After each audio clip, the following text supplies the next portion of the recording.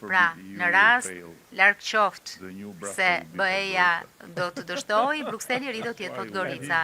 Me inteligjencën artificiale mund të prodhosh vlerë të shtuar po njësoj se të kishe 50 milion qytetarë, kështu që nuk e kishte shumë gabim. Edi kur tha që Mali i Zi mund të jetë 50 milion qytetarë me inteligjencë artificiale. Inteligjenca artificiale ka ndryshuar tërësisht pikpamjet se si apo sa produktiv mund tjetë edhe një vend shumë i vogël.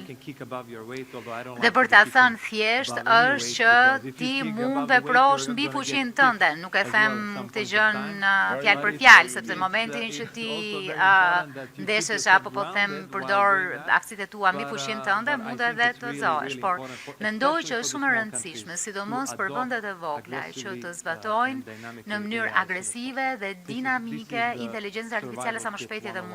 Pra, është absolutisht një model mbijetese 1-1. E kuptoni që na ka mbaruar koha, jo?